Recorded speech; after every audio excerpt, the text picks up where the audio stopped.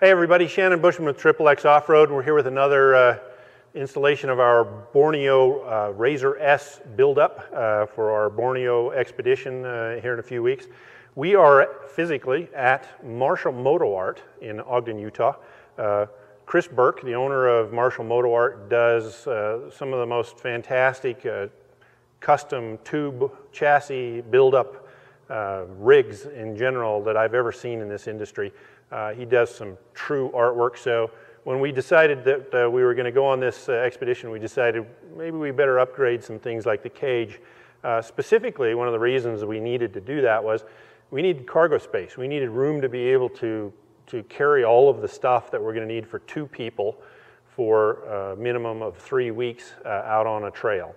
So that means tents and cots and mosquito netting, food, clothing, parts, tools, pretty much everything you can imagine, spare tires, etc., water, gas, you name it, we've got a haul on this thing. So it's quite the load. One of the things that we had him do is build an extended cage. The cage goes back a good 6 inches past the rear of the driver. In fact, the rack on the top is 47 inches at the rear and 40 inches at the front, so it narrows a little bit, and it's about 43 inches, 44 inches long. So we've got quite a bit of area up there. We're going to put 1/8 inch plate base in it and coat it with rhino lining so that things won't slip around. We've got a rail around the top that we're going to be able to hook things to, put some cam buckle straps and possibly some netting over the top of whatever we get up there.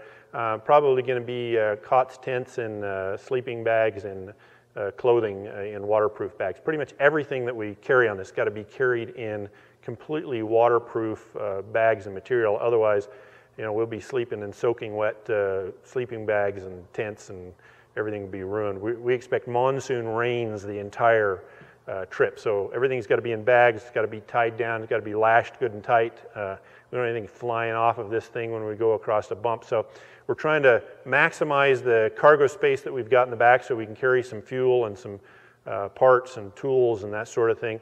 And mount some things up a little bit high. In fact, a couple of the things that we have to have, these are mandatory according to the expedition.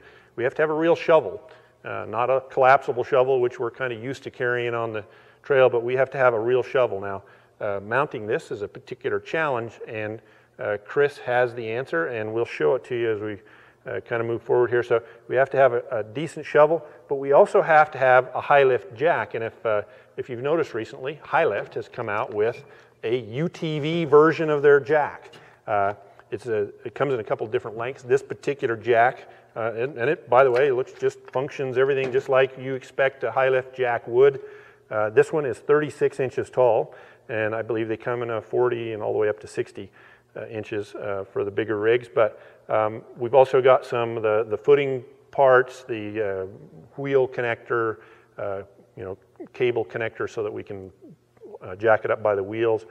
This is going to actually mount across the back of the rack up high. So we've got a pretty solid mount back there, and we're going to have that up. So we'll have the jack across the back and the shovel probably on the passenger side.